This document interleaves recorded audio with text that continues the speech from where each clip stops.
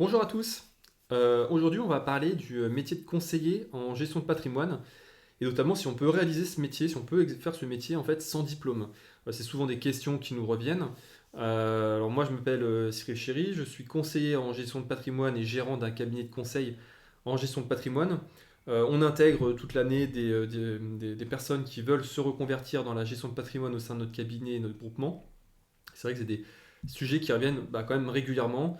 C'est lorsqu'on est dans un projet de reconversion ou même de manière générale, hein, quand on gravite, on a un métier, peut-être on gravite autour de la gestion de patrimoine. Est-ce qu'il faut des diplômes pour pouvoir exercer ce métier? Avant d'aller plus loin, je vais déjà, pour approfondir un peu ce sujet, hein, sur la gestion de patrimoine, peut-être que vous le voyez autour de vous, et c'est peut-être aussi la raison pour laquelle vous regardez cette vidéo, c'est que vous apercevez peut-être effectivement qu'il y a un besoin en termes de conseils, puis aussi on a un marché qui est en croissance. Aujourd'hui, l'interlocuteur principal d'un Français, ça va être son conseiller bancaire. Alors ce qu'il faut savoir, c'est qu'aujourd'hui, le conseiller bancaire, hein, sans le juger, dans la plupart des enseignes bancaires en tout cas, il va à la fois faire du crédit, il va à la fois faire de la carte bancaire, il peut faire aussi des produits d'épargne, mais il peut aussi aller sur des produits d'assurance, de la vente d'alarmes, de téléphone, enfin des choses parfois qui sont très éloignées de son cœur de métier de base. Normalement, lui, c'est plutôt le métier du crédit. Et donc, on va avoir aussi beaucoup de Français qui vont être un petit peu démunis par rapport à tous les besoins qu'ils peuvent avoir, hein, parce qu'aujourd'hui, et c'est d'actualité, les besoins en termes de fiscalité, avec l'accroissement, effectivement, là, le- le poids fiscal qui augmente. Des questions, effectivement, les Français se posent des questions, comment ils peuvent diminuer leur pression fiscale. Vous allez avoir aussi des Français qui veulent préparer leur retraite, parce qu'ils ont peur, et c'est à juste titre, hein, ils ont peur, effectivement, de leur pension de retraite à venir. Et puis aussi, comment bien placer son argent. Et en même temps, on a aussi certains Français qui veulent peut-être aussi se reconvertir, se mettre à leur compte, avoir un métier peut-être qui leur parle, un métier de sens, et donc s'intéressent aussi à la gestion de patrimoine. Donc on est un petit peu à la croisée de ces deux mondes, un besoin qu'on a structurellement au niveau du client, et puis un besoin aussi qu'on va avoir côté conseiller. Alors la bonne nouvelle, première bonne nouvelle, hein, c'est qu'on n'a pas de diplôme obligatoire pour faire du conseil en gestion de patrimoine. Le conseil en gestion de patrimoine, c'est très très large, hein. Ça peut être un agent immobilier qui va faire de la transaction immobilière et qui va toucher différents prismes du patrimoine. Le notaire aussi qui va faire du conseil en gestion de patrimoine, même si généralement on va plutôt penser effectivement à un conseiller, à un cabinet de conseil en gestion de patrimoine en gestion privée, qui va vraiment faire du conseil sur mesure pour un client, sur sa fiscalité, sur la partie aussi droit de la famille, sur des allocations en termes d'investissement immobilier, placement financier. Mais c'est vrai que le métier de conseiller, enfin en tout cas le domaine du conseil en gestion de patrimoine est assez large. Et par rapport, par exemple, à un ingénieur où on a un diplôme effectivement reconnu par l'État, c'est pas le cas pour la gestion de patrimoine. Alors ça ne veut pas dire pour autant qu'on peut faire n'importe quoi et que tout le monde peut devenir conseiller en gestion de patrimoine, hein, loin de là. Il faut quand même des compétences déjà. Alors ça peut être des compétences effectivement qu'on va acquérir au travers d'un diplôme. Et là, au niveau des diplômes, effectivement, il y a plein de diplômes différents parce que c'est vrai que c'est un champ qui est tellement large de la gestion de patrimoine qu'en fait, c'est vrai que ça peut être des diplômes très très différents, très orientés fiscalité, très orientés droit, très orientés finance. Donc voilà, on peut avoir des choses quand même qui sont assez différentes. Évidemment, moi je vous conseillerais, si vous voulez vraiment aller très loin dans ce métier, de pouvoir passer des diplômes. Pour autant, lorsqu'on fait de la gestion de patrimoine, des habilitations, généralement, elles vont suffire. Je vous présenterai un petit peu plus en détail qu'est-ce qu'une habilitation, comment ça fonctionne et à quoi ça sert. Mais en tout cas, moi j'ai listé un petit peu pour moi les compétences que je juge vraiment indispensables. Effectivement, c'est maîtriser la fiscalité, le juridique. On a un métier de relationnel, donc forcément aussi le commercial, ça va conditionner aussi énormément votre réussite dans ce métier. Ce qu'il faut savoir, c'est que, comme je vous le disais, il y a pas de diplôme. Évidemment, si vous avez soit des diplômes, soit un parcours orienté fiscalité, finance, juridique, forcément, ça va être un peu plus simple pour vous. Moi, par exemple, je n'ai pas d'un métier commercial, donc c'est un peu une dimension qui me manquait quand commencé à faire ce métier, quand j'ai démarré en 2018, donc il y a déjà un petit peu de temps. Mais par contre, moi j'avais un parcours plutôt financier. Je travaillais dans compagnie d'assurance sur des parties assez techniques. Et donc du coup, voilà, j'ai un master en finance, donc forcément ça aide sur cette partie-là. Et pour autant, j'avais aussi d'autres lacunes sur d'autres domaines. Et après, voilà, les années qui ont suivi, j'ai voulu aussi un petit peu plus me spécialiser, puis aller, enfin, voilà, creuser d'autres sujets. Donc aussi, j'ai été faire des formations complémentaires. J'ai passé des diplômes complémentaires en gestion de patrimoine. Les compétences clés, donc comme je disais, fiscalité, placement, le commercial, la relation client, la pédagogie, c'est quelque chose qui est très important aussi dans notre métier, puisqu'on va clairement vulgariser aussi pour le client, peut-être des concepts financiers, des choses un petit peu complexes, en faire de manière imagée ou avec des mots simples. Évidemment, ça va dépendre du client que vous avez en face de vous, ce qu'on appelle de votre marché cible, c'est-à-dire vers quelle typologie de client vous voulez vous adresser. Forcément, si ce sont des clients qui sont initiés, vous aurez un peu moins besoin de pédagogie.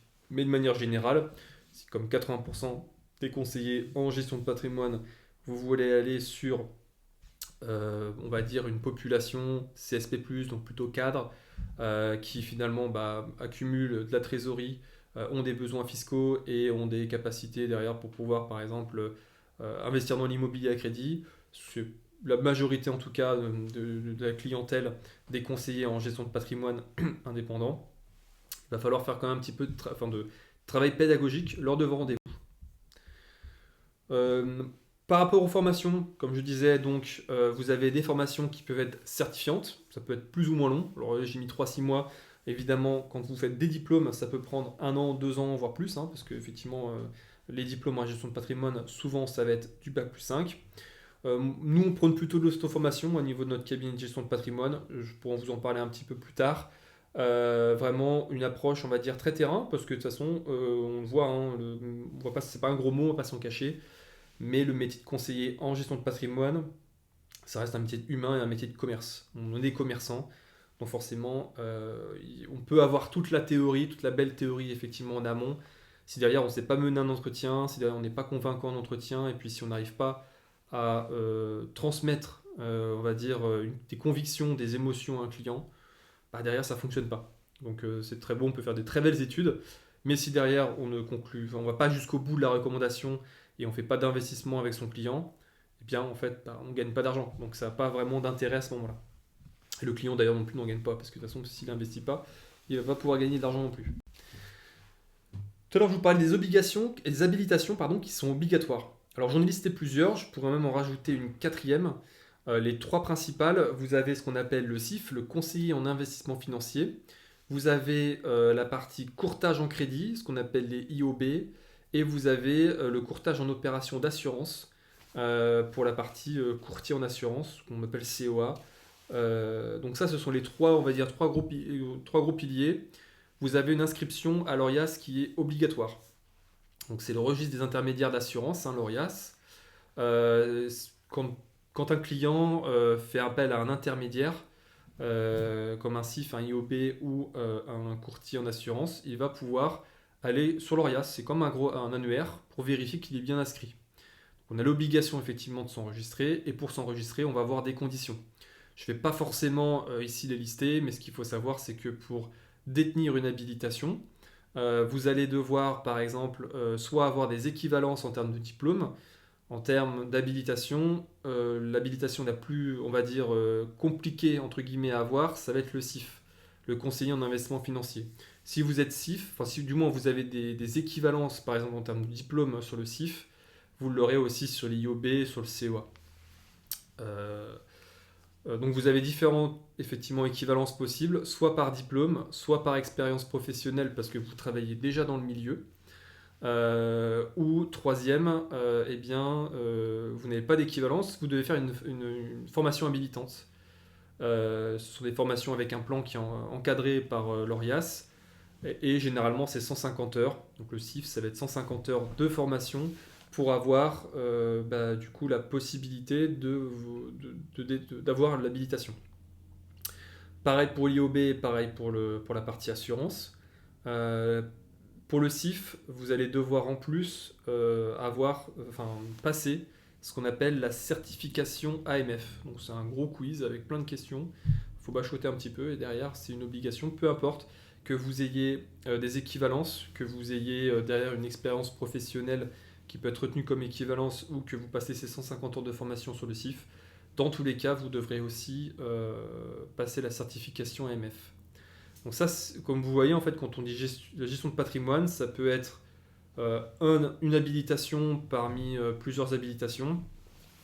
De manière générale, on admet quand même que si vous voulez faire du conseil en gestion de patrimoine et être un minimum indépendant dans votre conseil, parce que forcément, si vous êtes uniquement courtier en assurance et que vous faites du coup peut-être que de l'assurance vie, du contrat de capitalisation avec une habilitation de COA, ça va être un petit peu compliqué de dire que vous avez une approche indépendante et que vous faites du conseil à 360 sans pouvoir toucher à des produits de CIF ou aussi immobilier par exemple.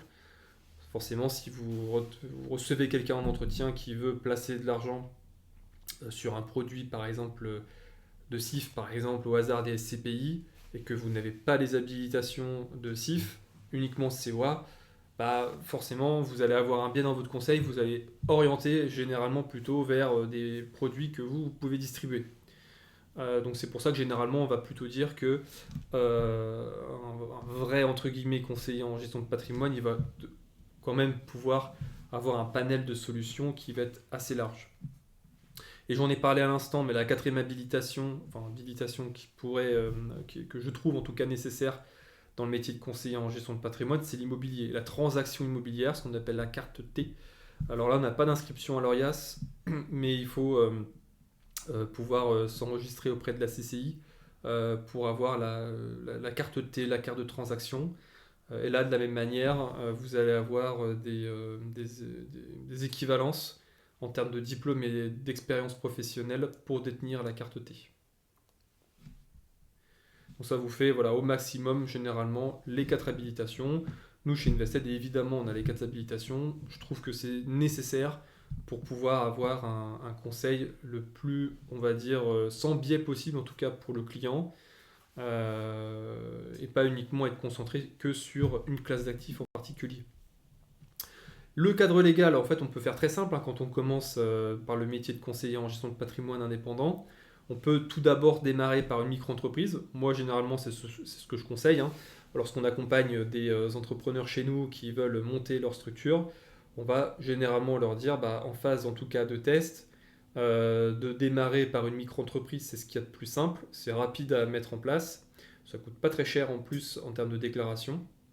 On n'a pas de cotisation obligatoire si on ne facture pas de chiffre d'affaires, donc ça limite fortement le risque. Et du coup, on va aussi plus vite. Après, dans un second temps, forcément, et on pourra en reparler sur ce sujet-là. Enfin, je vous ai fait une vidéo de présentation, vous pourrez la visionner, vous pourrez la visionner, où je rentre un peu plus en détail, notamment sur la rémunération, et on verra que le métier de conseiller en gestion de patrimoine, si vous l'exercez d'une certaine manière, en tout cas, ça peut vous permettre de dégager des chiffres d'affaires et des belles rentabilités. C'est un domaine où on peut très bien gagner sa vie. Et forcément, ça nous pousse derrière à développer une structure, une personne morale, donc de passer de la micro-entreprise à, par exemple, aux structures du type SAS ou SARL, ou de manière unipersonnelle, on va appeler ça la SASU ou le URL, la SAS ou la SARL si vous êtes plusieurs associés.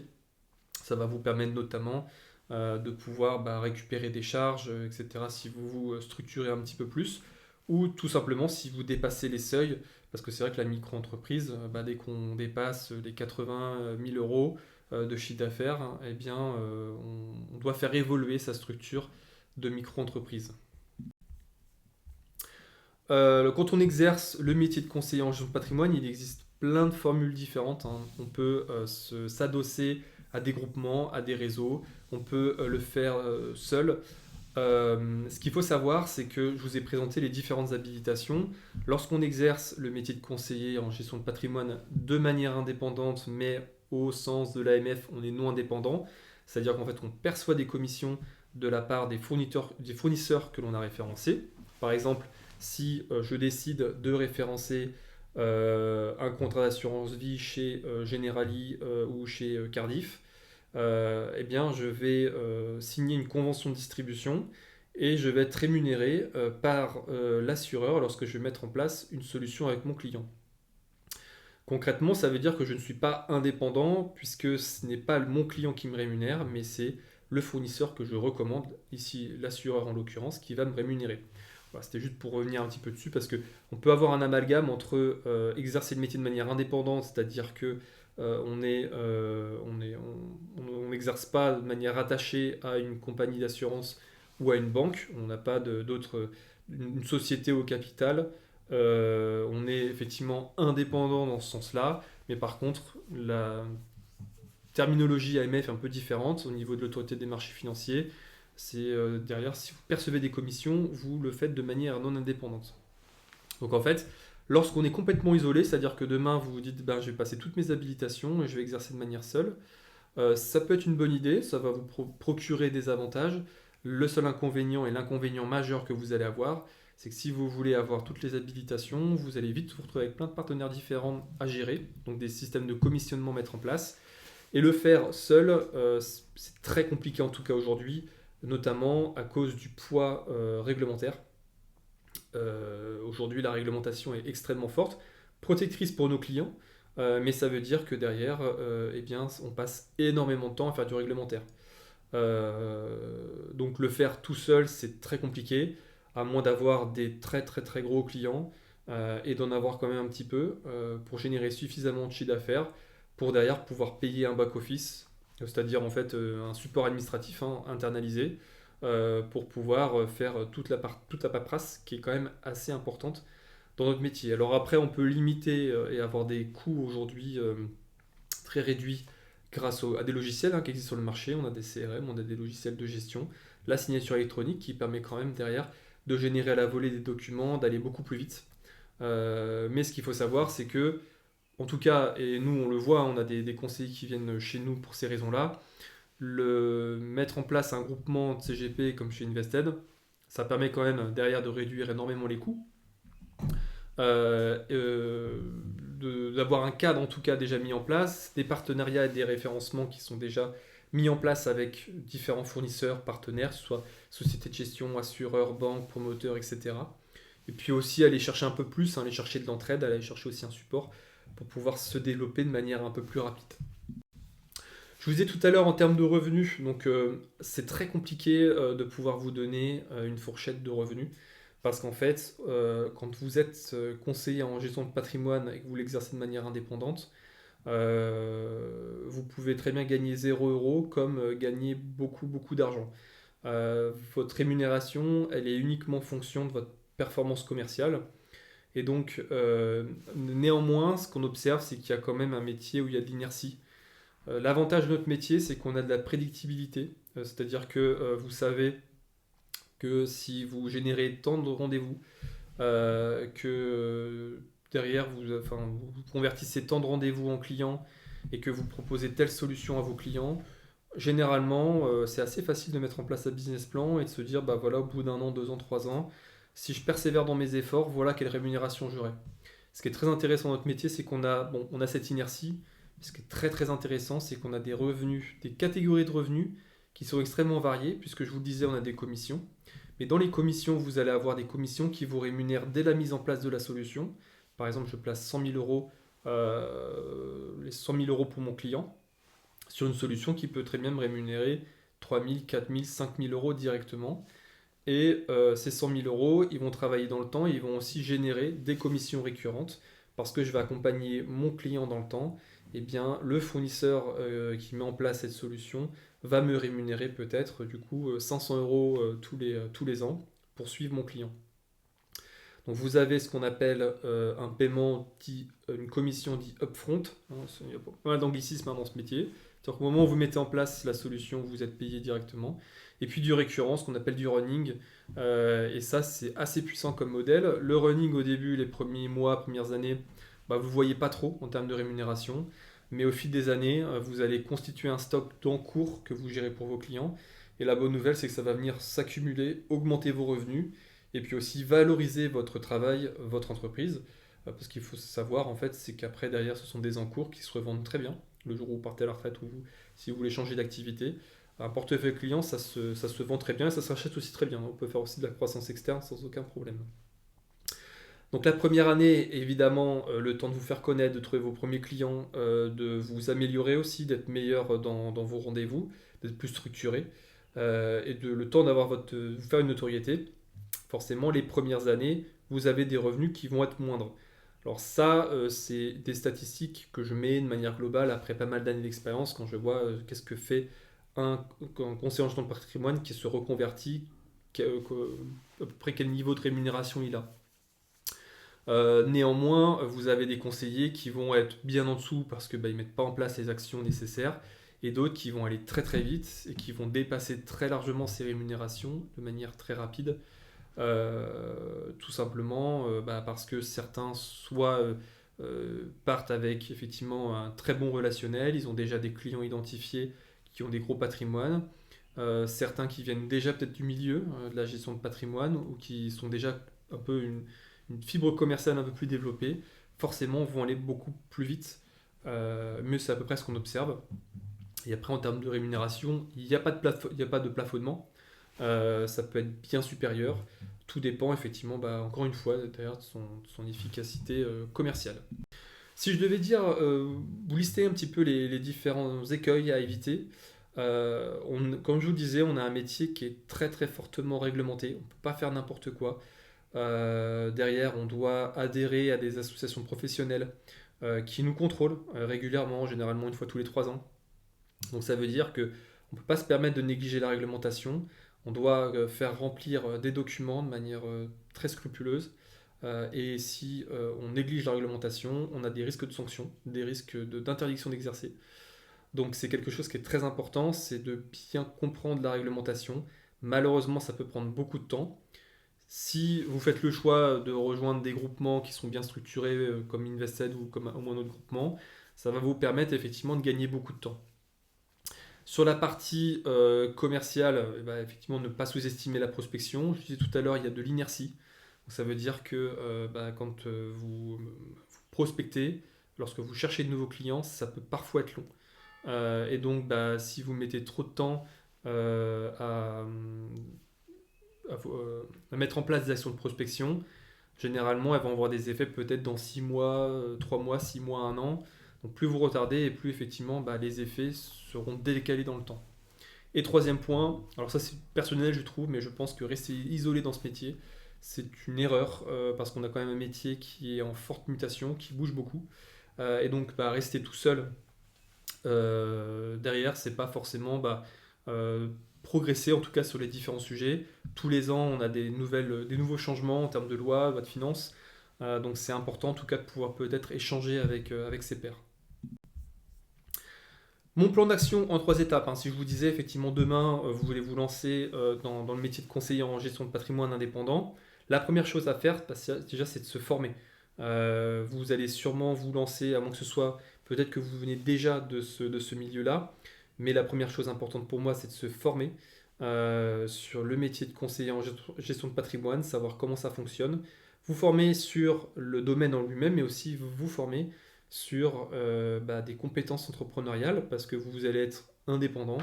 Donc derrière, vous devez gérer aussi une entreprise. En parallèle, passer les habilitations. Si vous avez des équivalences, tant mieux, ça ira plus vite. Ensuite, la deuxième étape, c'est de choisir un statut. Comment vous l'exercez? Est-ce que c'est en micro-entreprise? Est-ce que c'est en URL, etc. De manière optionnelle, est-ce que vous voulez rejoindre ou pas un réseau ou un groupement pour faciliter la tâche au quotidien? Et du coup, pour pouvoir exercer plus vite, l'avantage que l'on a, c'est que lorsqu'on est par exemple avec un groupement, nous en tout cas ce qu'on fait chez nous, ça permet en tout cas à nos conseillers, dès les premiers jours, de pouvoir trouver leurs premiers clients et de pouvoir encaisser du chiffre d'affaires très rapidement. Alors que si on est seul et isolé, malheureusement ça peut prendre beaucoup de temps, le temps de tout structurer, et puis ça coûte de l'argent en plus, de recruter des gens, etc., de faire appel à un avocat pour tout faire valider au niveau de sa structure. Et le troisième étape, voire même on aurait pu le mettre quasiment dès le début, ça c'est, comme je vous disais, il y a de l'inertie, donc c'est important de le faire rapidement. Trouver ses premiers clients, réfléchir à sa stratégie derrière, à son marché cible, quel type de client on va adresser, est-ce que c'est de la CSP+, Est-ce que ce sont peut-être spécialisés sur des non-résidents? Est-ce qu'on va se spécialiser sur des professions libérales? Et derrière, de mettre en place des actions de prospection pour atteindre ces différents clients. Si vous voulez un petit peu aller plus loin, en tout cas, creuser, moi je vous mets en lien une vidéo qui dure à peu près 45 minutes, où vraiment j'explique plus en détail le métier, comment ça fonctionne. Je rentre aussi sur les chiffres, comment je vous ai indiqué tout à l'heure des rémunérations, comment on peut décomposer ces rémunérations et comment on peut le projeter dans le temps, grâce notamment à un business plan qui est fourni avec la vidéo et qui permet de structurer votre lancement. Bonne journée et à bientôt.